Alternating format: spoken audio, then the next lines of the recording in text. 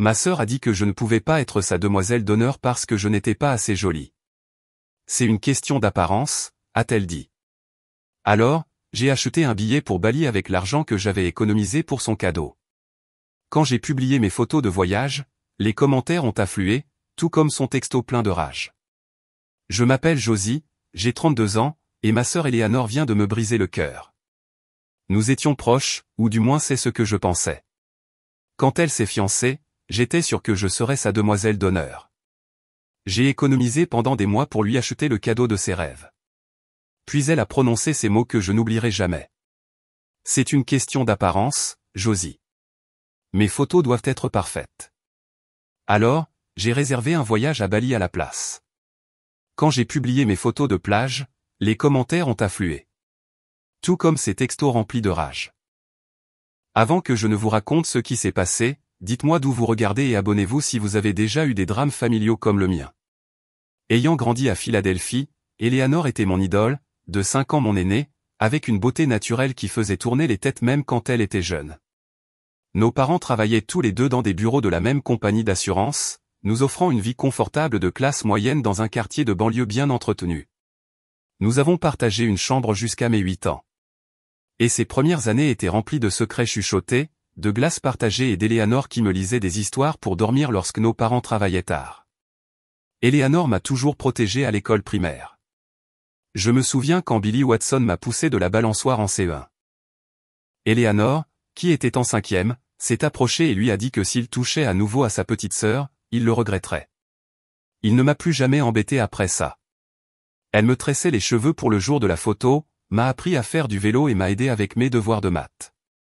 Tout a changé quand Eleanor est entrée au lycée.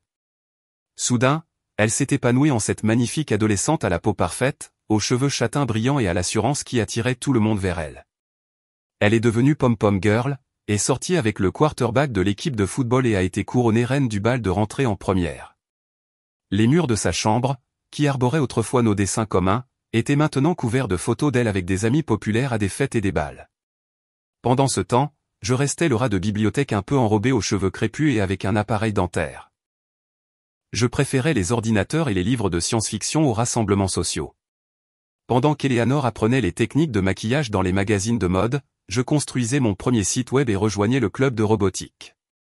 Nos mondes ont commencé à diverger radicalement. Les pics subtils sur mon apparence ont commencé à cette époque. Josie, tu pourrais être jolie si tu faisais un effort, disait-elle en essayant de lisser mes cheveux indisciplinés. Ou, peut-être saute le dessert ce soir, quand je prenais un deuxième brownie. De petits commentaires prononcés avec un sourire de sœur, mais chacun laissait une petite coupure. Nos parents n'ont jamais remarqué le fossé grandissant. Les filles sont juste différentes, disait-il aux parents qui demandaient pourquoi nous semblions avoir des intérêts et des vies sociales si opposées. Papa était fier de mes résultats scolaires, tandis que maman se délectait du succès social d'Eleanor. Aucun des deux ne réalisait à quel point les comparaisons constantes m'affectaient. Quand Eleanor est partie à l'université à New York pour étudier le marketing de la mode, j'ai ressenti à la fois du soulagement et de l'abandon. Notre chambre commune est devenue la mienne, mais elle semblait étrangement vide. Je l'ai décorée avec des pièces d'ordinateur et des posters de science, effaçant les dernières traces de l'influence d'Eleanor. Je suis resté dans la région pour l'université, étudiant l'informatique à l'université Temple tout en vivant à la maison pour économiser de l'argent. La vie d'Eleanor à New York semblait glamour d'après ses publications Instagram, salles de concert, événements de mode, restaurants exclusifs. Je suivais ses réseaux sociaux religieusement, bien qu'elle commente rarement les miens. Nos chemins ont divergé davantage après l'obtention de nos diplômes. Eleanor a décroché un emploi dans une entreprise de médias branchés, entourée d'influenceurs et de célébrités. Elle est sortie avec des photographes, des mannequins et des fondateurs de start-up. Ses visites à la maison sont devenues moins fréquentes, généralement juste pour les vacances. Et quand elle venait, elle racontait des histoires de fêtes avec des gens dont nos parents reconnaissaient les noms dans les magazines. J'ai obtenu un solide poste de programmeuse dans une entreprise de technologie financière. Bon salaire, excellents avantages, mais rien qui ne fasse une conversation passionnante à table. Josie a débogué un algorithme complexe aujourd'hui, ne pouvait pas vraiment rivaliser avec Eleanor a déjeuné avec cette actrice de la série Netflix. Les réunions de famille sont devenues un exercice d'humiliation subtile.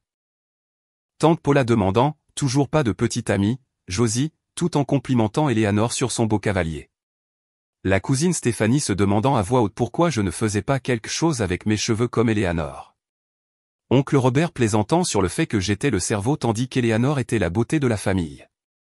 J'ai essayé divers régimes et programmes d'exercice tout au long de ma vingtaine, tous échouant parce qu'ils provenaient d'une haine de soi plutôt que d'un soin de soi. J'ai acheté des vêtements recommandés par Eleanor seulement pour me sentir comme une imposture en les portant. J'ai même fréquenté des hommes qui me rappelaient les ex d'Eleanor, cherchant une sorte de validation qui n'est jamais venue. Malgré tout cela, je gardais l'espoir qu'Eleanor et moi pourrions renouer en tant qu'adultes. Je l'appelais régulièrement, bien que nos conversations soient de plus en plus à sens unique. J'envoyais des cadeaux d'anniversaire qui ne recevaient que de brefs textos de remerciements. Je la défendais lorsque nos parents s'inquiétaient de son style de vie trépidant. Je continuais à croire que quelque part sous l'extérieur glamour se trouvait la sœur qui m'avait protégé sur le terrain de jeu et m'avait appris à faire mes lacets. Ce que je n'avais pas réalisé, c'est que pendant que je m'accrochais à notre lien d'enfance, Eleanor me voyait comme un rappel d'une vie qu'elle avait travaillé dur à laisser derrière elle. Chaque fois qu'elle me regardait, elle ne voyait pas sa sœur. Elle voyait la médiocrité de banlieue à laquelle elle avait échappé. Et cette prise de conscience allait me venir de la manière la plus douloureuse possible. L'appel est arrivé un dimanche soir d'octobre. Je déboguais du code dans mon appartement, la pluie crépitant contre les fenêtres, quand mon téléphone s'est allumé avec le visage d'Eleanor. Elle appelait rarement à l'improviste, alors j'ai répondu immédiatement, manquant de renverser mon café dans mon excitation. Josie, oh mon Dieu, j'ai la plus grande nouvelle. Sa voix était haletante d'excitation. Thomas m'a demandé en mariage. Je vais me marier. Thomas Wilson était le petit ami d'Eleanor depuis 2 ans. Grand, avec un physique de star de cinéma et le genre de charme confiant qui vient de la vieille fortune et d'une éducation dans une université de l'Ivy League. Il dirigeait une société d'investissement prospère spécialisée dans les startups technologiques. Je l'avais rencontré 2 fois lors de leur visite à Philadelphie. Contrairement aux précédents petits amis d'Eleanor, Thomas avait réellement fait un effort pour me parler, posant des questions intelligentes sur mon travail et semblant sincèrement intéressé par mes réponses. C'est incroyable. Félicitations, ai-je répondu, vraiment heureuse pour elle. Raconte-moi tout. Comment a-t-il fait sa demande? Eleanor s'est lancée dans une histoire détaillée sur un vol surprise en hélicoptère au-dessus de Manhattan, atterrissant sur un toit où Thomas avait organisé un dîner privé préparé par un chef célèbre, avec un quatuor à cordes. La bague était un diamant de 4 carats qui avait appartenu à sa grand-mère.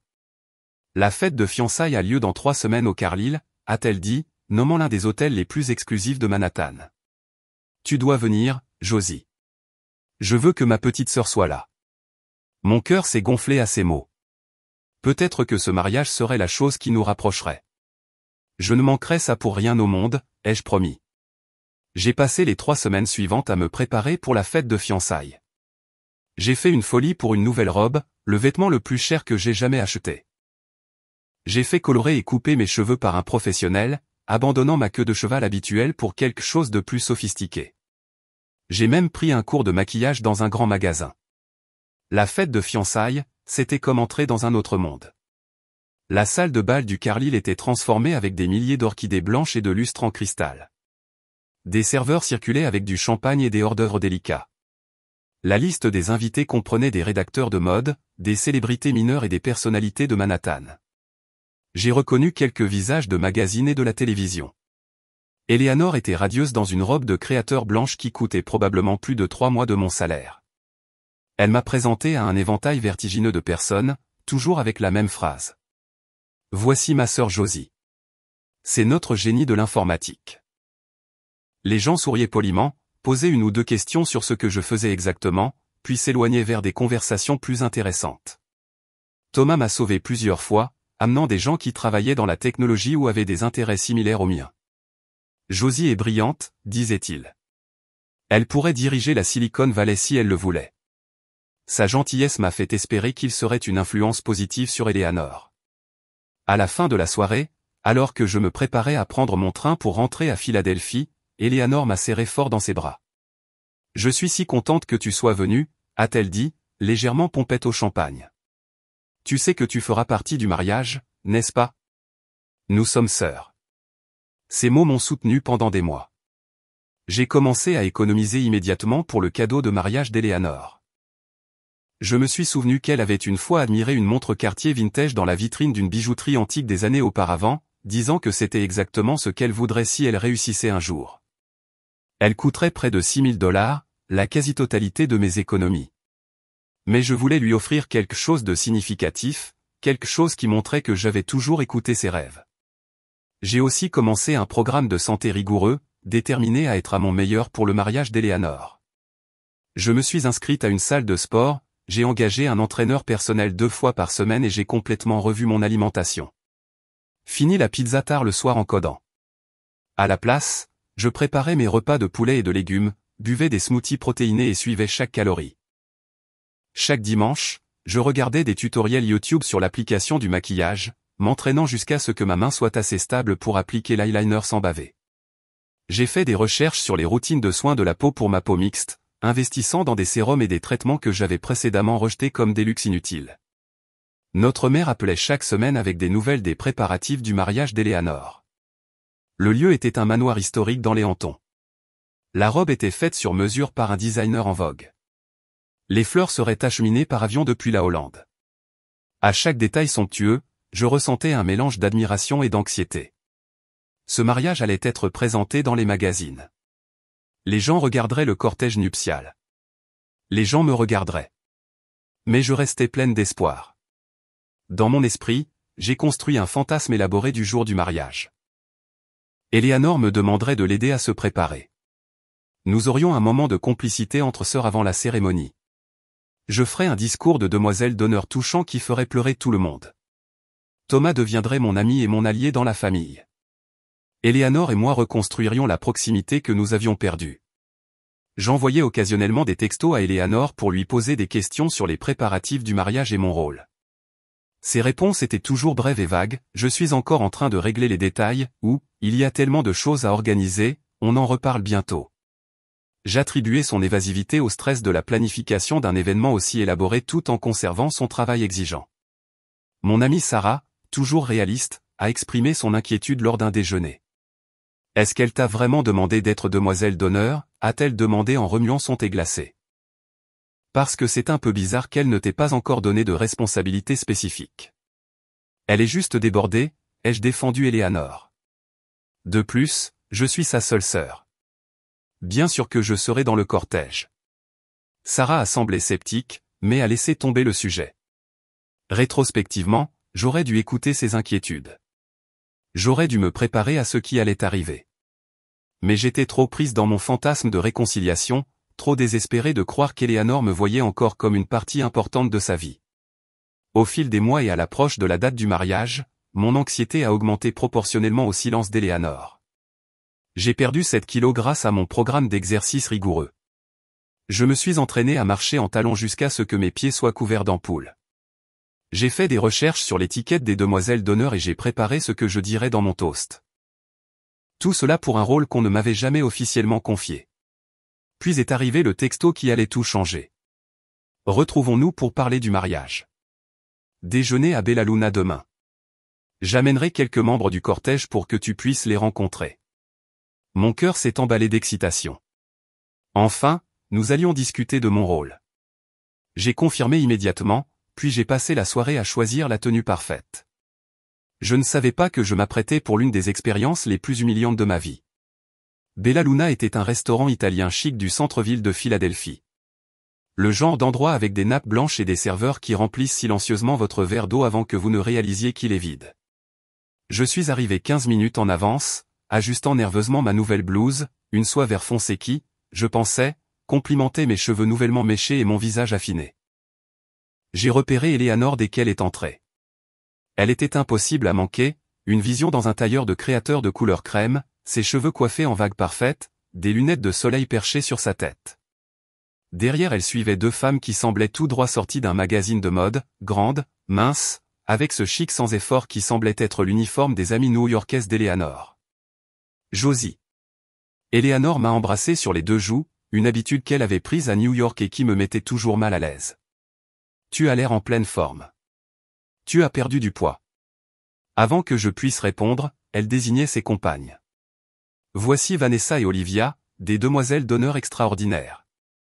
Les filles, voici ma sœur, Josie. Nous avons échangé des politesses en nous asseyant. Vanessa travaillait dans les relations publiques pour une marque de luxe. Olivia était une professeure de yoga qui avait des clients célèbres dont elle ne pouvait pas nommer en raison d'accords de confidentialité. Toutes deux me regardaient avec une curiosité polie, comme si j'étais une créature exotique dont elles avaient entendu parler mais qu'elles ne s'attendaient pas à rencontrer dans la nature. Alors, a commencé Eleanor après que nous ayons commandé, les préparatifs du mariage battent leur plein. Vanessa s'occupe des demandes de la presse. Nous avons déjà reçu des propositions de 3 magazines, et Olivia organise une retraite de yoga et de méditation pour le cortège la semaine d'avant. Ça a l'air génial, ai-je dit, en essayant de montrer de l'enthousiasme. Qu'est-ce que je peux faire pour aider? Eleanor a échangé un regard rapide avec ses amis. En fait, c'est de ça que je voulais te parler. Le cortège est déjà complet. Vanessa et Olivia, plus ma colocataire de l'université, Heather, et la sœur de Thomas, Kate. J'ai senti une sensation de froid se répandre dans ma poitrine. Oh, ai-je réussi à dire? J'avais juste supposé, puisque je suis ta sœur. Eleanor a tendu la main sur la table et a tapoté la mienne. Je sais, ma chérie, et je t'aime. Vraiment. Mais ce mariage va être très médiatisé. La famille de Thomas connaît tout le monde, et avec les magazines qui le couvrent, elle s'est interrompue, puis a continué avec une fausse gaieté. Mais tu auras quand même une place spéciale à la cérémonie, au premier rang avec papa et maman. Je ne comprends pas, ai-je dit, la voix faible. C'est parce que je n'habite pas à New York. Je peux venir pour les essayages et les préparatifs, tout ce dont tu as besoin. Eleanor a soupiré, échangeant un autre regard avec ses amis.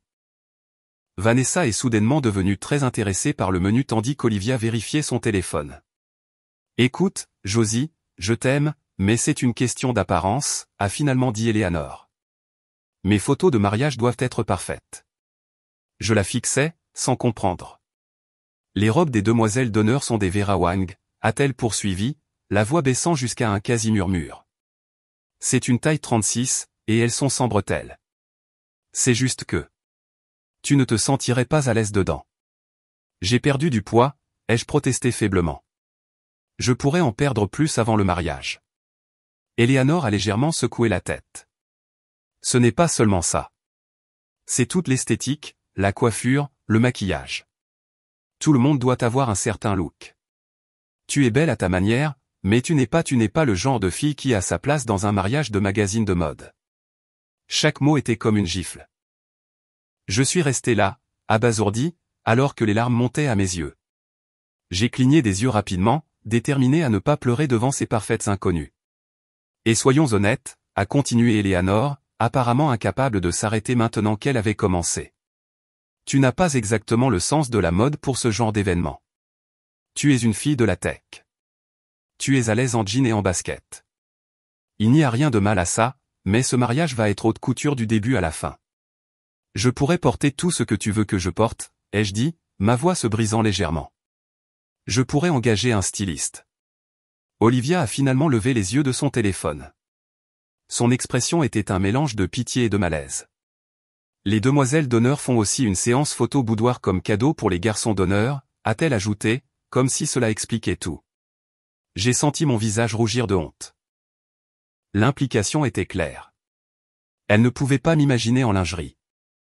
Ne pouvait imaginer personne voulant me voir de cette façon. Je devrais y aller, ai-je dit en attrapant mon sac à main. Je viens de me souvenir que j'ai une réunion. Josie, ne sois pas comme ça, a protesté Eleanor. Mais il y avait du soulagement dans ses yeux. Tu es toujours une partie importante du mariage. Tu peux faire une lecture pendant la cérémonie. Je me suis levé, manquant de renverser mon verre d'eau. Félicitations pour ton mariage. J'espère qu'il sera parfait. Je suis sorti du restaurant avec autant de dignité que possible. J'ai fait un demi-pâté de maison avant que les larmes ne commencent à couler, puis je me suis réfugié dans une ruelle où je pouvais sangloter sans attirer l'attention des passants. J'ai appelé Sarah, à peine capable de parler à travers mes larmes. Elle a dit que je n'étais pas assez jolie, ai-je suffoqué, pour ces photos de mariage parfaites. Sarah était outrée en mon nom. Cette sorcière superficielle. Pour qui se prend-elle? Tu es sa sœur, bon sang. Après m'être calmé suffisamment pour prendre le train pour rentrer, j'ai appelé ma mère. Je m'attendais à ce qu'elle soit tout aussi outrée, qu'elle appelle Eleanor et exige qu'elle inclue sa propre sœur dans le cortège. Au lieu de cela, j'ai eu une réponse tiède. « Oh, ma chérie, je suis sûr qu'elle ne le pensait pas comme ça », a dit maman.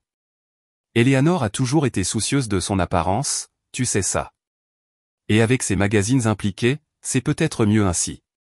Tu détestes être le centre de l'attention de toute façon. Elle m'a pratiquement traité de moche en face, maman, ai-je dit, de nouvelles larmes jaillissant de mes yeux. Elle a dit que je n'aurais pas l'air bien sur les photos. Je suis sûr que ça a mal été dit, a insisté maman. Pourquoi ne viendrais-tu pas dîner ce soir pour qu'on en parle? Mais je ne voulais pas en parler. Je ne voulais pas entendre d'autres excuses pour la cruauté d'Eleanor. Je suis rentré chez moi, j'ai commandé une pizza malgré mon régime et j'ai passé la soirée à alterner entre pleurs et fureur. Au cours des jours suivants, j'ai envoyé plusieurs messages à Eleanor, essayant d'exprimer à quel point j'étais blessé sans l'attaquer. Elle a répondu par des messages défensifs qui montraient clairement qu'elle se voyait comme la victime de ma sensibilité. « Tu ramènes tout à toi alors que c'est mon mariage ?» a-t-elle texté. « Si tu m'aimais vraiment, tu comprendrais et soutiendrais ma vision. » Finalement, elle a cessé de répondre. Quand j'ai essayé d'appeler, j'ai découvert qu'elle avait bloqué mon numéro. Ma propre sœur m'avait exclu de sa vie parce que je n'étais pas assez esthétiquement plaisante pour son album de mariage.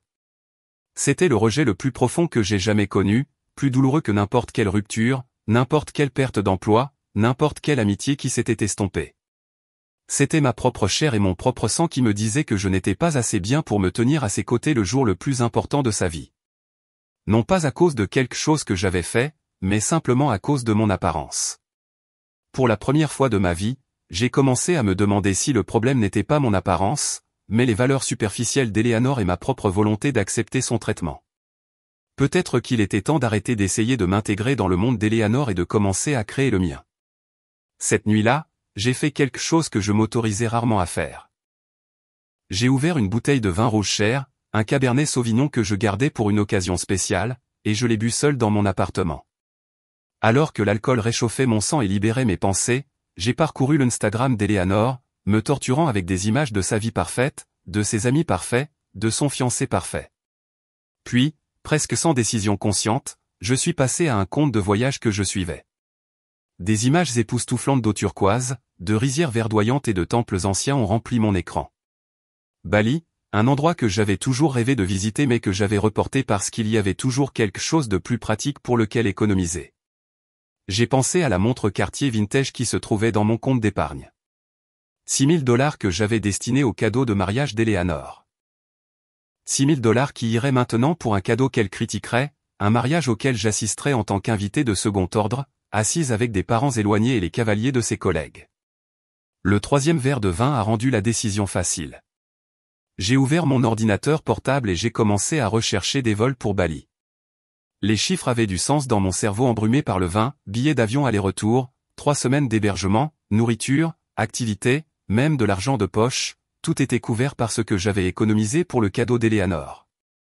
Quand je me suis endormi cette nuit-là, j'avais un vol réservé partant la veille du mariage d'Eleanor. C'était à la fois terrifiant et exaltant, comme sauter d'une falaise dans des eaux inconnues. Je me suis réveillé le lendemain matin avec un léger mal de tête et un regret momentané. Avais-je vraiment dépensé autant d'argent sur un coup de tête? Mais en parcourant les emails de confirmation, en regardant le petit hôtel de charme à Ubud que j'avais réservé pour la première semaine, le bungalow en bord de mer pour la seconde, quelque chose s'est apaisé dans ma poitrine. Cela semblait juste. Pour une fois, je me choisissais. Le dire à mes parents était le prochain obstacle. Je suis allé chez eux pour le dîner du dimanche. J'ai attendu que nous prenions le café dans le salon et j'ai annoncé mes plans. « Tu vas où ?» a demandé mon père, clairement confus. « Pendant le mariage d'Eleanor ?»« À Bali ?» ai-je répété. « Et oui, je n'assisterai pas au mariage. » La tasse de café de ma mère a cliqueté contre sa soucoupe. « Josie, tu ne peux pas être sérieuse. Quelle que soit la dispute que vous avez, ta sœur et toi, tu ne peux pas manquer son mariage. Tu le regretteras toute ta vie. » Ce que je regretterais, c'est de m'asseoir dans cette assemblée, regardant Eleanor entourée de ses belles amies, sachant qu'elle avait trop honte de moi pour que je me tienne à ses côtés, ai-je dit, surprise de la fermeté de ma voix. Elle a très clairement dit que je ne suis pas le genre de sœur qu'elle veut reconnaître publiquement. C'est puéril, a dit mon père, son visage devenant rouge. Vous deux, les filles, vous devez grandir et régler ça. J'ai passé toute ma vie à essayer de régler les choses avec Eleanor, ai-je répondu. Je me suis excusé pour des choses que je n'avais pas faites de mal. Je me suis changé pour essayer de lui plaire. J'ai accepté son jugement et ses critiques. Plus maintenant. Ma mère s'est mise à pleurer, ce qui a presque brisé ma détermination. S'il te plaît, Josie, pour la famille. Pour moi. J'ai pris une profonde inspiration. Maman, si Eleanor t'avait dit que tu ne pouvais pas faire partie de son mariage à cause de ton apparence, papa l'aurait-il accepté? L'aurais-tu accepté? Ils ont échangé des regards mal à l'aise, mais n'avaient pas de réponse. Je vous aime tous les deux, ai-je continué. Mais cette fois, je dois me choisir. J'ai déjà réservé le voyage. Je pars le vendredi 15 mai. La dispute a duré encore 1 heure, mes parents passant par la culpabilité, la colère, la négociation et finalement une acceptation réticente. Ils ne comprenaient pas, mais ils ont réalisé qu'ils ne pouvaient pas me faire changer d'avis. Au cours des semaines suivantes, je me suis plongé dans la préparation du voyage. J'ai fait des recherches sur la culture et les coutumes balinaises, j'ai acheté des vêtements appropriés pour le climat tropical, j'ai reçu les vaccins nécessaires et j'ai demandé un forfait de données internationales pour mon téléphone. Au travail, j'ai organisé mon congé, promettant de vérifier mes emails occasionnellement, mais en précisant clairement qu'il s'agissait de vraies vacances, pas d'une situation de télétravail. Mon patron, qui avait remarqué ma baisse de morale au cours des derniers mois, a été étonnamment compréhensif. Tu ne prends jamais de vacances, Josie. Tu l'as bien mérité. Un collègue, Derek, a entendu mes projets et s'est arrêté à mon bureau le lendemain. J'ai passé 1 mois à Bali l'année dernière, a-t-il dit.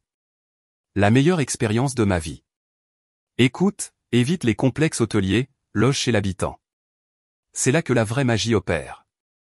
Il m'a donné une liste de recommandations, des endroits où manger hors des sentiers battus, des temples à visiter, les meilleures plages pour nager ou surfer. Son enthousiasme était contagieux, et pour la première fois depuis le déjeuner désastreux avec Eleanor, j'ai ressenti une véritable excitation. 1 semaine avant mon départ, j'ai écrit une lettre à Eleanor. Pas un email ou un texto, mais une vraie lettre manuscrite sur du beau papier. Chère Eleanor, ai-je écrit, je veux que tu saches que je n'assisterai pas à ton mariage. Ce n'est pas une décision que je prends à la légère ou par dépit. Tu as clairement indiqué que ma présence nuirait à ta journée parfaite, et la dernière chose que je veux, c'est te mettre mal à l'aise lors d'une occasion aussi importante. J'ai décidé d'utiliser l'argent que j'avais économisé pour ton cadeau de mariage pour faire un voyage à Bali. Je penserai à toi le jour de ton mariage et te souhaiterai tout le bonheur du monde avec Thomas.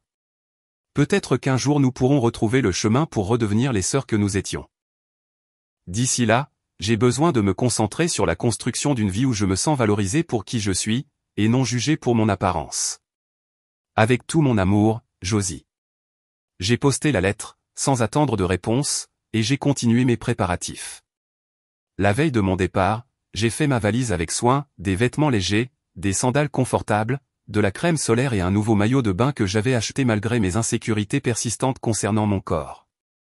Alors que mon avion décollait le lendemain matin, exactement un jour avant qu'Eleanor ne remonte l'allée dans sa robe de créateur, entourée de ses demoiselles d'honneur taille 36, j'ai ressenti un étrange mélange d'émotions. Il y avait de la tristesse, bien sûr, face à la fracture de notre relation. Il y avait de la colère, qui couvait encore sous la surface, mais surtout, chose surprenante, il y avait du soulagement, une légèreté que je n'avais pas ressentie depuis des années. Pendant 24 heures, je serais quelque part au-dessus de l'océan Pacifique, injoignable, suspendu entre mon ancienne vie et ce qui m'attendait de l'autre côté du monde. L'humidité m'a frappé comme une couverture chaude et humide alors que je descendais de l'avion à l'aéroport international de Ngurahara, après 30 heures de voyage, y compris une escale à Tokyo. J'étais épuisé, désorienté et je remettais en question ma décision impulsive. Ce qui avait semblé audacieux et émancipateur dans mon appartement de Philadelphie me paraissait maintenant terrifiant. J'étais seul à l'autre bout du monde, dans un pays dont je ne parlais pas la langue, pendant ce qui aurait dû être le mariage de ma sœur. Un chauffeur organisé par mon omesté m'attendait aux arrivées, tenant une pancarte avec mon nom. Qu'es-tu, un homme d'âge moyen avec un large sourire et un anglais limité, m'a aidé avec mes bagages et m'a conduite à une vieille Toyota bien entretenue. Alors que nous traversions le trafic chaotique de Denpasar en direction d'Ubud, la réalité a commencé à s'imposer. J'étais vraiment là, je le faisais vraiment. Le homestay était niché au bout d'une ruelle étroite bordée de frangipaniers. Le complexe appartenait à une famille dirigée par Nyoman, un gentleman d'une 60aine d'années, et sa femme, qui m'a accueilli avec un verre de thé d'hibiscus froid. Ma chambre était simple mais propre. Un lit confortable avec une moustiquaire, une petite salle de bain avec une douche et un balcon privé donnant sur un jardin rempli de fleurs tropicales. « Repose-toi » m'a dit Weyan en me tapotant la main. « Demain, tu commences la vie balinaise. » Je me suis effondré sur le lit, avec l'intention de vérifier rapidement mon téléphone avant de faire une sieste, mais je suis tombé dans un sommeil profond et sans rêve, encore tout habillé. Je me suis réveillé le lendemain matin au son des coqs qui chantaient et au faible carillon des cloches de temples lointaines. Pendant un instant, je ne me souvenais plus où j'étais. Puis ça m'a frappé. Aujourd'hui, c'était le jour du mariage d'Eleanor. À l'autre bout du monde, elle serait en train de se préparer maintenant, entourée de ses belles amies, se préparant pour sa cérémonie digne d'un magazine. Et j'étais ici, seul, dans la maison d'un étranger à Bali. Au lieu de la tristesse, j'ai ressenti un étrange sentiment de paix. J'ai mis mon téléphone en silencieux sans vérifier les messages et j'ai rejoint la famille pour le petit déjeuner sur la terrasse commune. Weyan avait préparé du nasi goreng, du riz frit indonésien avec un œuf au plat dessus, accompagné de papaye fraîche et de café balinais fort. Pendant que nous mangions, Nyoman m'a suggéré des endroits que je pourrais vouloir visiter à Ubud. Premier jour, va doucement, a-t-il conseillé. Marcher d'Ubud le matin. Peut-être la forêt des singes après le déjeuner, quand il ne fait pas si chaud. Ce soir, spectacle de danse au temple. J'ai suivi son conseil, déambulant à travers les étals colorés du marché, achetant une écharpe en coton léger pour protéger mes épaules du soleil. Les vendeurs m'interpellaient, « Bonjour mademoiselle. Bon prix pour vous. » Au début, je me sentais gêné, sûr que tout le monde me dévisageait à cause de mon évidente étrangeté, mon corps moins que parfait en short et débardeur. Mais j'ai vite réalisé que personne ne me jugeait. Les balinais souriaient, sincèrement désireux de partager leur culture, reconnaissant quand j'essayais même les phrases les plus simples en indonésien. L'après-midi, j'ai visité le sanctuaire sacré de la forêt des singes, où des centaines de macaques à longue queue erraient librement parmi d'anciennes structures de temples. Un singe particulièrement audacieux a sauté sur mon épaule, me surprenant tellement que j'ai crié, puis j'ai ri de moi-même. Un couple d'Australiens à proximité a immortalisé le moment et a proposé de m'envoyer la photo. En la regardant plus tard, j'ai été frappé par l'image de moi-même, les yeux écarquillés de surprise, mais aussi souriante, mes cheveux en bataille dans l'humidité, mon visage déjà légèrement brûlé par le soleil. J'avais l'air heureuse. J'avais l'air vivante. Ce soir-là, j'ai assisté à un spectacle de danse legon traditionnel au palais d'Ubud. Assise sur une chaise en plastique parmi d'autres touristes, j'ai regardé de jeunes femmes en costume élaboré effectuer des mouvements précis et gracieux avec leurs mains et leurs yeux, racontant des histoires anciennes par la danse. La musique du gamelan, avec ses percussions métalliques, semblait vibrer à travers mes os. En rentrant au homestay, j'ai finalement vérifié mon téléphone. Des dizaines de messages de mes parents, de Sarah, même de parents éloignés qui avaient apparemment entendu parler de mon absence au mariage. Rien d'Eleanor. J'ai envoyé un rapide texto à mes parents pour confirmer que j'étais arrivé en toute sécurité, puis j'ai à nouveau éteint mon téléphone. Quel que soit le drame qui se déroulait au mariage d'Eleanor, je ne pouvais rien y faire d'ici. Pour une fois, ce n'était pas ma responsabilité d'arranger les choses ou de m'excuser. Le lendemain matin, Weyan m'a présenté à sa nièce, Kadek, une professeure de yoga qui proposait des cours sur la terrasse sur le toit du homestay. « Tu te joins à nous » a insisté Weyan. Bon pour le corps, bon pour l'esprit. Bien que je n'ai jamais fait de yoga auparavant, j'ai accepté, rejoignant 3 autres touristes pour une session au lever du soleil. Kadek était patiente et encourageante, m'aidant à ajuster mes poses maladroites sans jugement. Le corps n'est pas fait pour être regardé, m'a-t-elle dit quand je me suis excusé pour mon manque de flexibilité. Le corps est fait pour vivre. Ces mots sont restés avec moi alors que je prenais ma douche après. Mon corps était fait pour vivre, pas pour être jugé sur des photos de mariage. Chaque jour à Bali, j'ai commencé à me sentir plus à l'aise dans ma peau. La chaleur et l'humidité rendaient peu pratique le maquillage ou la coiffure. Alors, j'ai arrêté d'essayer. Je marchais partout, mangeais de délicieux plats locaux sans compter les calories et dormais profondément chaque nuit, bercé par les sons des geckos et de la musique lointaine du gamelan. Le 5e jour, je me suis inscrite à un cours de cuisine où j'ai appris à faire du saté lili et du poisson enveloppé dans des feuilles de bananier.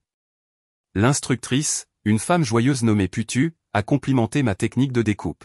« Tu as de bonnes mains », a-t-elle dit. Forte mais douce. C'était un compliment si simple, mais il m'a fait monter les larmes aux yeux. Quand était-ce la dernière fois que quelqu'un avait loué quelque chose chez moi qui n'avait rien à voir avec mon apparence? La 2e semaine, j'ai déménagé dans un petit bungalow à Ahmed, sur la côte de Bali. La plage de sable noir et les eaux claires étaient réputées pour l'excellente plongée en apnée et sous-marine. Bien que je n'ai jamais fait ni l'un ni l'autre, je me suis inscrite à un cours d'initiation à la plongée. Mon instructeur, Med, était patient alors que je paniquais lors de ma première tentative de respirer sous l'eau. Fais confiance à l'équipement. Fais-toi confiance, a-t-il dit calmement. L'océan accueille tout le monde. À ma 3e tentative, quelque chose s'est débloqué. J'ai cessé de lutter contre la sensation étrange et je m'y suis abandonné. Soudain, je flottais sans effort parmi les formations coralliennes et les poissons colorés. Une tortue de mer est passée, me regardant avec des yeux anciens qui ne contenaient aucun jugement. À ce moment-là, à 6 mètres sous la surface, j'ai ressenti une liberté que je n'avais jamais connue auparavant. Je suis remonté à la surface transformée. Je veux être certifié, ai-je dit à Ahmed. Je veux plonger à nouveau. La semaine suivante a été consacrée à l'obtention de ma certification de plongeur en eau libre. Chaque jour, je devenais plus confiante sous l'eau, plus à l'aise dans ce monde en apesanteur où mon corps était simplement un véhicule d'exploration plutôt que quelque chose à critiquer.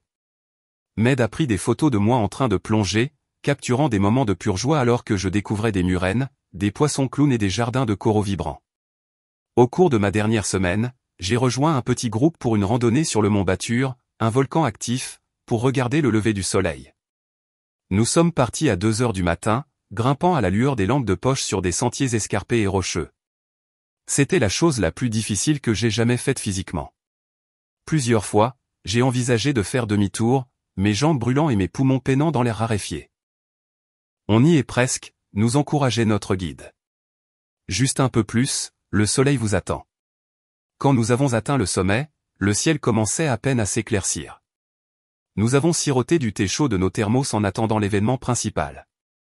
Alors que le soleil perçait à l'horizon, peignant le ciel de nuances d'or et de rose, illuminant le lac en contrebas et le lointain mont Agung, j'ai senti des larmes couler sur mon visage.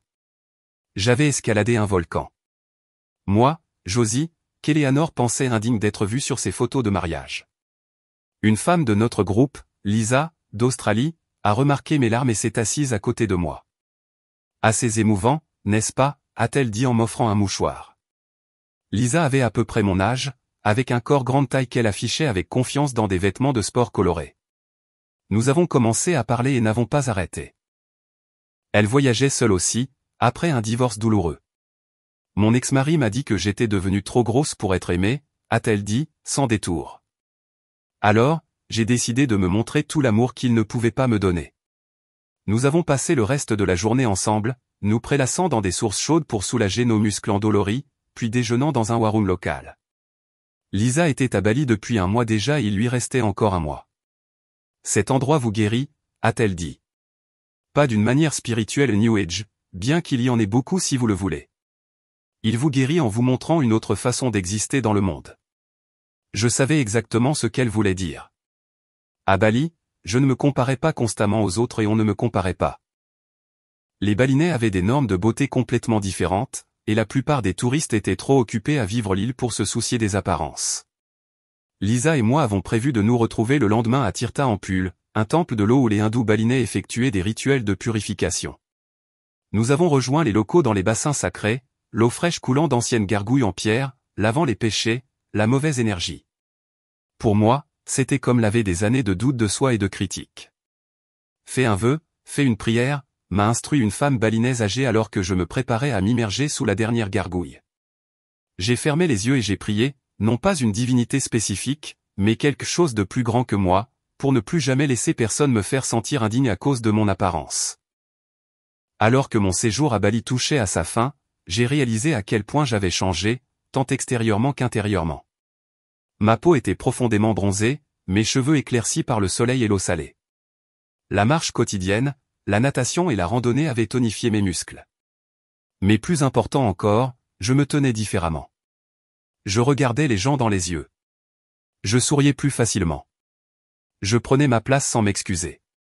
J'avais aussi accumulé des centaines de photos, des clichés de temples et de rizières aux images sous-marines de mes aventures de plongée, en passant par des selfies avec de nouveaux amis du monde entier. Sur ces photos, j'ai vu une femme que je reconnaissais à peine, une femme qui avait l'air heureuse, confiante et pleinement vivante. Lors de ma dernière nuit à Bali, je me suis assise sur la plage avec un groupe de voyageurs que j'avais rencontrés, partageant des bières et des histoires au coucher du soleil. Une femme plus âgée de Nouvelle-Zélande, Hélène, qui voyageait seule depuis 20 ans, m'a interrogé sur mon voyage. Je me suis retrouvé à tout lui raconter, Eleanor, le mariage, ma décision impulsive de venir à Bali à la place. Je ne sais pas à quoi je retourne, ai-je admis. Je n'ai pas parlé à ma sœur depuis 3 semaines. Mes parents sont déçus de moi. Mon ancienne vie me semble si petite maintenant. Hélène a hoché la tête sagement. La partie la plus difficile du voyage n'est pas le départ, a-t-elle dit. C'est le retour. Mais tu n'as pas à revenir en étant la même personne qui est partie. Emporte Bali avec toi, ici. Elle a tapoté sa poitrine, juste au-dessus de son cœur. Cette nuit-là, j'ai téléchargé une sélection de mes photos sur Instagram, quelque chose que j'avais évité de faire pendant tout le voyage. J'ai choisi des images qui montraient le vrai Bali, pas seulement les photos de plages parfaites, mais les marchés chaotiques, les chiens errants, les offrandes dans les rues. Et j'ai inclus des photos de moi en train de plonger, de randonner, de cuisiner, de rire avec de nouveaux amis. J'ai écrit une légende simple, je me suis trouvé à Bali. J'ai découvert que je valais la peine d'être trouvé. Je n'avais aucune idée de la tempête que ces photos allaient déclencher à mon retour. Mon téléphone a commencé à vibrer de notifications avant même que mon avion n'atterrisse à Philadelphie. Après 3 semaines d'utilisation minimale des réseaux sociaux, ce soudain flot d'activité était déconcertant. J'ai attendu d'être installé dans un café de l'aéroport, en attendant mon transport pour rentrer, pour vérifier ce qui avait provoqué une telle réaction. Mes photos de Bali étaient devenues virales, du moins dans mon petit cercle social. Des amis à qui je n'avais pas parlé depuis des années avaient aimé et commenté. D'anciens camarades de classe m'envoyaient des messages pour me poser des questions sur mon voyage. Des collègues exprimaient leur étonnement face à mon côté aventureux qu'ils n'avaient jamais vu auparavant. « Tu es magnifique », a écrit mon ami de lycée, Taylor. Qui aurait cru que notre reine du codage était secrètement une sirène, a commenté des règles du travail sur une photo de plongée. Cette version de toi est tout, a dit ma cousine Jennifer, qui avait assisté au mariage d'Eleanor. J'ai parcouru des dizaines de commentaires similaires, ressentant un mélange de plaisir et de malaise face à cette attention. C'était agréable d'être remarqué, d'être apprécié, mais étrange qu'il ait fallu des photos de moi en bikini en train de plonger ou de gravir un volcan pour susciter un tel enthousiasme. Mon téléphone a sonné. C'était Sarah. J'ai répondu immédiatement. « Regarde-toi, femme de mystère international », s'est-elle exclamée. « J'ai besoin de tous les détails sur ce magnifique instructeur de plongée en arrière-plan de ta photo de récif corallien. » J'ai ri. Med a 50 ans, 3 enfants et un petit enfant en route. Eh bien, tu es incroyable. Sérieusement, Josie, ce n'est pas seulement le bronzage ou quoi que ce soit. Tu as l'air libre. Je me sens libre, ai-je admis. Alors, comment s'est passé le mariage? J'avais évité de poser la question lors de nos brefs échanges de textos pendant mon voyage. Sarah a hésité. C'est en fait pour ça que j'appelle. Tu devrais savoir que les choses sont devenues un peu dramatiques après ton départ. Selon Sarah, Eleanor avait découvert mon absence le matin du mariage lorsque ma mère a finalement admis que je ne viendrais pas. Elle aurait apparemment piqué ce que Sarah a décrit comme une crise de hybridilla de catégorie 5, m'accusant d'essayer délibérément de gâcher son jour spécial. La cérémonie s'était déroulée comme prévu, extérieurement parfaite, exactement comme Eleanor le voulait. Mais il y avait une tension palpable. Et maintenant, tes photos sont partout, et tu es magnifique et heureuse, et elle est furieuse, a conclu Sarah. Elle pense que tu as fait exprès de choisir ce moment pour voler l'attention de ces photos de mariage, qui ont été publiées sur un blog hier. J'ai soupiré. Ce n'était pas mon intention. Je voulais juste. Je voulais partager mon expérience. Je sais, mais prépare-toi parce que je pense qu'elle va t'attaquer de plein fouet. Sarah avait raison. Dès que je suis rentré chez moi et que je me suis connecté au Wi-Fi, mon téléphone a explosé de messages d'Eleanor. Un torrent de rage qui s'était accumulé pendant 3 semaines. Comment oses-tu manquer mon mariage pour des vacances? Lisez le premier, horodaté du lendemain de sa cérémonie. Maman est dévastée. Papa est furieux. Belle façon de faire de mon mariage ton affaire. J'ai toujours su que tu étais jalouse de moi, mais là, c'est un nouveau niveau de bassesse, même pour toi. Les messages ont continué, devenant de plus en plus hostiles au fil des jours sans réponse de ma part. Puis ce matin, un nouveau barrage déclenché par mes photos. Ah, alors maintenant tu décides de te soucier de ton apparence. Tu n'aurais pas pu le faire pour mon mariage? Tout le monde voit ce que tu fais. Publier ces photos pour attirer l'attention juste au moment où mes photos de mariage professionnel sortent. Pathétique. Tu penses qu'un bronzage et quelques photos filtrées font de toi une mannequin? C'est ridicule. Le venin a continué sur plusieurs plateformes. Eleanor avait même apparemment enrôlé ses demoiselles d'honneur dans la campagne, car j'ai reçu des messages tout aussi méchants de Vanessa et Olivia, m'accusant d'être une sœur toxique et une chercheuse d'attention jalouse. J'ai posé mon téléphone, les mains tremblantes. Même maintenant, Eleanor essayait de me faire sentir petite, essayait de diminuer ma joie. Mais quelque chose avait changé en moi. Au lieu de la douleur écrasante que j'aurais ressentie auparavant, j'ai éprouvé un étrange sentiment de détachement. L'opinion d'Eleanor sur moi ne définissait plus ma valeur. J'étais encore en train de tout digérer quand ma mère a appelé. J'ai répondu avec prudence. Josie, es-tu bien rentrée? Sa voix était hésitante. Oui, maman. Je viens d'arriver. Bien. Bien. Une pause. J'ai vu tes photos. Tu as l'air heureuse. Je suis heureuse, ai-je dit simplement. Le mariage était magnifique, a-t-elle continué, comme si elle était obligée de me le dire. Tout ce qu'Eleanor voulait. Un temps parfait, des fleurs parfaites. Le photographe a dit qu'ils étaient le cortège le plus photogénique qu'il ait jamais photographié. J'ai attendu, sentant qu'elle voulait dire plus. Mais elle a pleuré dans la salle de bain pendant 1 heure quand elle a appris que tu ne venais pas, a finalement admis maman. Pas de jolies larmes non plus. De vrais sanglots laids. Elle a dit que tout devait être parfait et que tu avais tout gâché en n'étant pas là. J'ai ressenti une pointe de quelque chose. Culpabilité? Satisfaction? C'était compliqué. Je suis désolé qu'elle ait été contrariée, ai-je dit avec précaution. Mais j'ai pris la bonne décision pour moi-même. Peut-être, a soupiré maman. J'aimerais que les choses soient différentes entre vous, les filles. Après avoir raccroché, j'ai été surprise de voir un message de Thomas, le nouveau mari d'Eleanor. Nous avions échangé nos numéros lors de leur visite à Philadelphie l'année dernière, mais ne nous étions jamais envoyé de texto. Josie, j'ai vu tes photos de Bali. Tu as l'air heureuse, et c'est ce qui compte. Pour ce que ça vaut, je pensais qu'Eleanor avait tort de t'exclure du cortège. J'ai essayé de le lui dire, mais elle était. Eh bien, tu sais comment elle est quand elle a une vision en tête. J'espère qu'on pourra rester amis. Cette famille a besoin d'un peu de bon sens. Son message a fait couler des larmes inattendues. C'était une petite validation, mais cela signifiait quelque chose qu'il ait vu la situation clairement. Une autre surprise est venue plus tard dans la soirée, un appel de tante Patricia, la sœur aînée de ma mère, qui avait toujours été proche d'Eleanor. J'ai vu ce qui s'est passé au mariage, a-t-elle dit sans préambule. Et j'ai vu tes photos de Bali. Bravo à toi, Josie. Tu n'es pas fâchée que j'ai manqué le mariage, ai-je demandé, surprise. Eleanor a été le centre de l'attention toute sa vie, a dit tante Patricia sans embâche. Ça ne l'aurait pas tué de partager la vedette avec sa sœur un seul jour.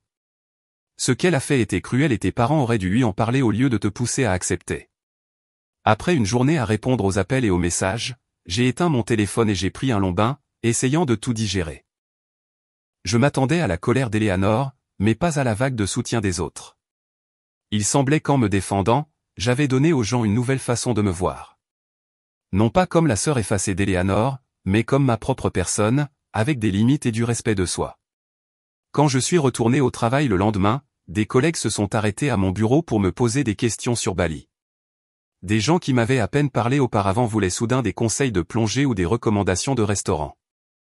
Je me suis retrouvé à m'ouvrir, à partager des histoires de cours de cuisine et de randonnée sur des volcans avec un enthousiasme sincère. Pendant les 3 derniers jours de ma première semaine de retour, j'ai maintenu un silence radio avec Eleanor. J'ai lu ses messages mais n'ai pas répondu, me concentrant plutôt sur ma réadaptation au travail et le déballage de mes affaires. Mais ces textos continuaient d'arriver, oscillant entre la rage et la victimisation blessée, m'accusant de tout, de la jalousie à l'instabilité mentale. Vendredi soir, j'ai retrouvé Lisa, mon amie australienne de Bali, qui passait par Philadelphie lors de ses voyages continus. Autour d'un verre dans un bar local, je lui ai montré les messages d'Eleanor. Narcissique classique, a dit Lisa en secouant la tête. Mon ex était pareil. Tout tournait autour de lui, et si tu ne jouais pas le rôle qui t'était assigné dans son histoire, tu l'attaquais d'une manière ou d'une autre. Je ne pense pas qu'Eleanor soit narcissique, ai-je dit, me sentant étrangement protectrice malgré tout. Elle est juste. Elle a toujours été la jolie, la spéciale. Tout le monde l'a toujours traitée de cette façon, y compris moi. Et maintenant, tu ne joues plus à ce jeu, a observé Lisa. C'est menaçant pour elle. Mais tu sais quoi? C'est son problème, pas le tien. Lors de ma dernière nuit à Bali, j'avais partagé mon histoire avec notre groupe sur la plage, y compris le déjeuner douloureux où Eleanor m'avait exclu de son cortège à cause de mon apparence. Une femme balinaise plus âgée qui avait rejoint notre groupe, la grand-mère d'un des instructeurs de plongée locaux, avait écouté tranquillement jusqu'à ce que j'ai fini. Dans ma culture, nous avons un dicton, m'avait-elle dit dans un anglais prudent. Pardonne, mais attache ton chameau. Cela signifie que tu dois laisser partir la colère de ton cœur, mais ne pas oublier la leçon. Assise avec Lisa, ces mots me sont revenus. J'étais prête à pardonner à Eleanor, à libérer la blessure et le ressentiment qui s'étaient accumulés au fil des années de critiques subtiles et moins subtiles. Mais je n'oublierai pas la leçon, je méritais d'être valorisé pour qui j'étais, pas pour mon apparence sur les photos de quelqu'un. J'ai pris mon téléphone et j'ai commencé à rédiger une réponse au dernier message d'Eleanor.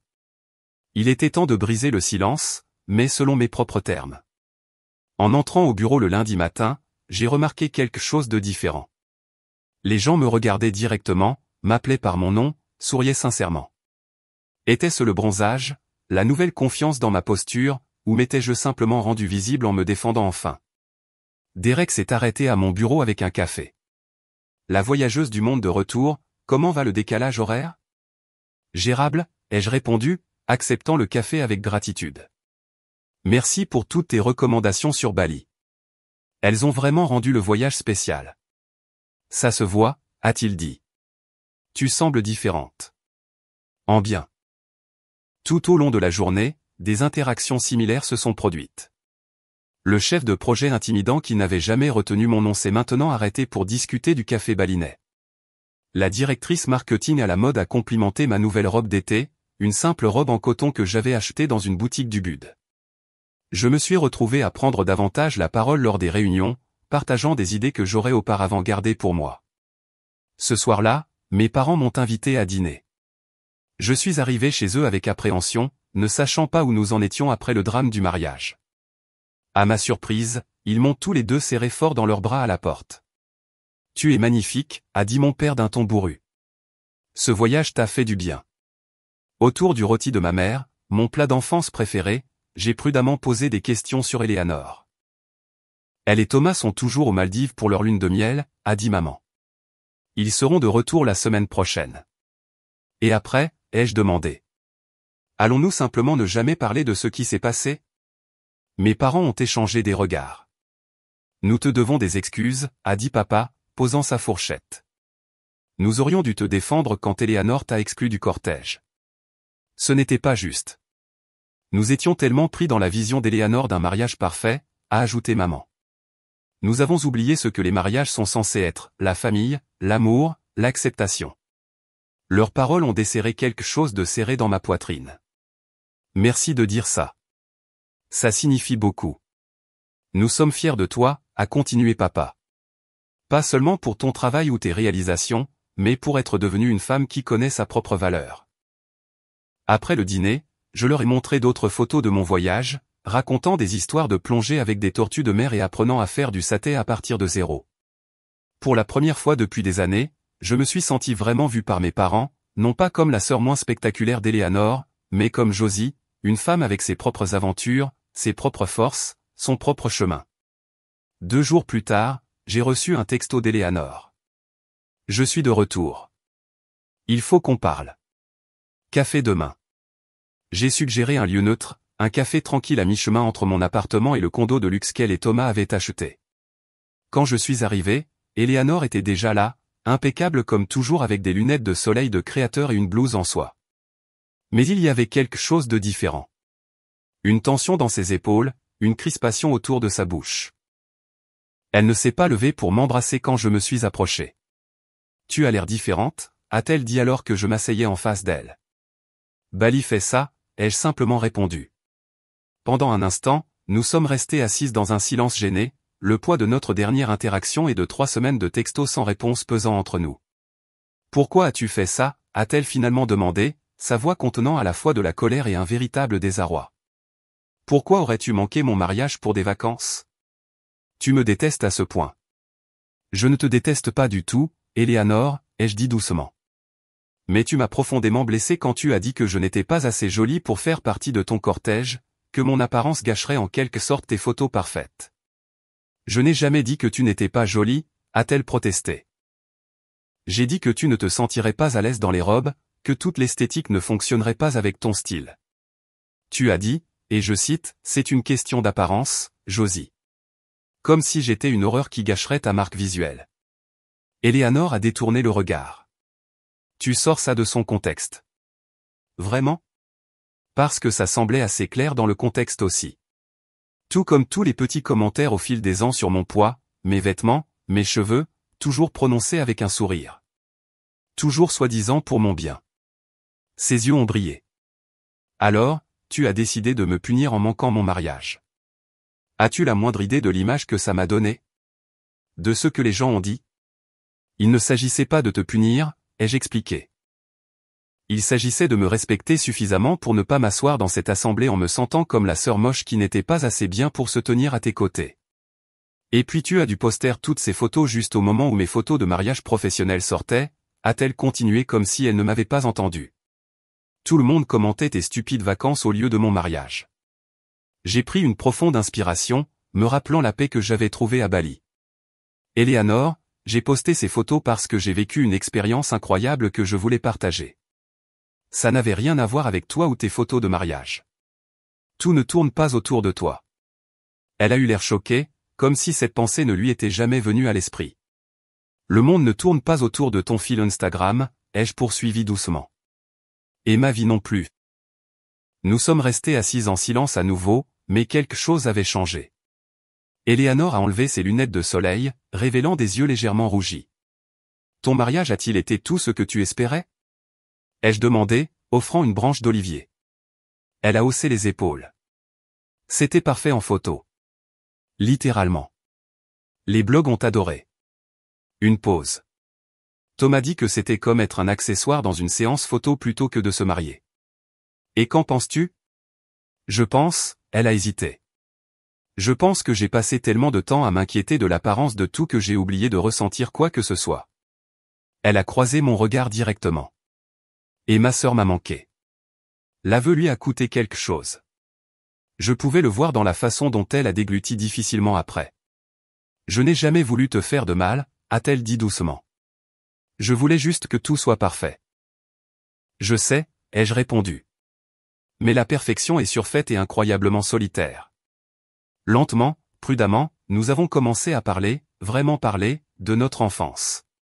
De la manière dont nous avions toutes les deux été façonnées par les rôles qui nous avaient été assignés très tôt, Eleanor la beauté, Josie le cerveau. De la pression qu'Eleanor ressentait pour maintenir son image, la peur constante de ne pas être assez extraordinaire. Parfois, je t'envie, a-t-elle admis, me surprenant. Tu as créé cette vie qui est juste à toi. Pas pour la frime, pas pour quelqu'un d'autre. Je ne sais pas comment faire ça. C'est nouveau pour moi aussi, lui ai-je dit. Bali m'a appris que j'avais passé trop de temps à essayer d'être quelqu'un que je ne suis pas, à essayer de m'intégrer dans des espaces qui n'étaient pas faits pour moi. Quand j'ai arrêté de faire ça, j'ai découvert que j'aimais réellement qui je suis. Nous n'avons pas tout résolu dans cette seule conversation. Des années de schéma ne changent pas en un seul rendez-vous autour d'un café.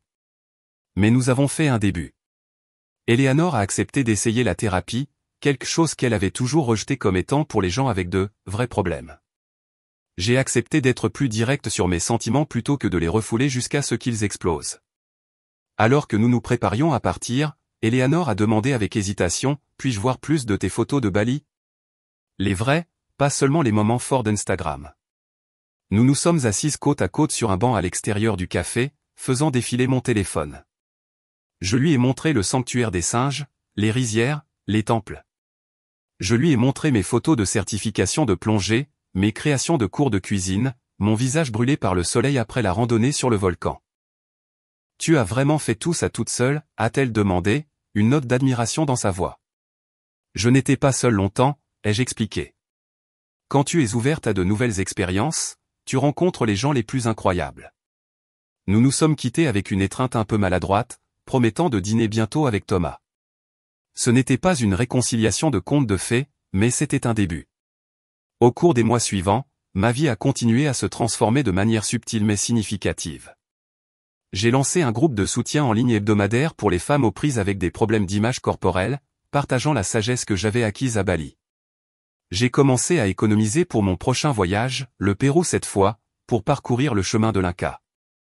J'ai même eu quelques rendez-vous, abordant les relations avec une nouvelle confiance qui attirait un autre type de partenaire. Eleanor et moi avons établi un nouveau lien fragile. Nous ne sommes pas devenus les meilleurs amis du jour au lendemain, et parfois de vieux schémas refaisaient surface, mais nous essayions toutes les deux, nous grandissions toutes les deux, nous apprenions toutes les deux à nous voir comme des personnes complètes plutôt que comme les rôles que nous avions joués pendant si longtemps. 6 mois après Bali, j'ai reçu un petit paquet par la poste. À l'intérieur se trouvait un pendentif en argent balinais vintage et un mot d'Eleanor, « J'ai vu ça et j'ai pensé à toi. » Pas parce que ça te rendrait plus belle, mais parce que ça m'a rappelé ta force. Amour, elle. C'était un petit geste, mais il représentait quelque chose de profond. Une reconnaissance que la beauté se présente sous de nombreuses formes, et que la plus précieuse n'est pas capturée dans les photos de mariage ou les publications Instagram, mais dans l'authenticité avec laquelle nous vivons nos vies. La plus grande leçon que j'ai apprise en étant exclu du mariage d'Eleanor n'était pas sur la sororité ou même sur le fait de me défendre, bien que ce fût important. C'était sur la liberté qui vient lorsque vous cessez de vivre dans l'ombre des attentes des autres et que vous entrez pleinement dans votre propre lumière. Alors, si vous regardez ceci et que vous vous sentez invisible, sous-évalué ou jugé pour votre apparence plutôt que pour qui vous êtes, souvenez-vous que votre valeur n'est déterminée par l'esthétique de personne d'autre.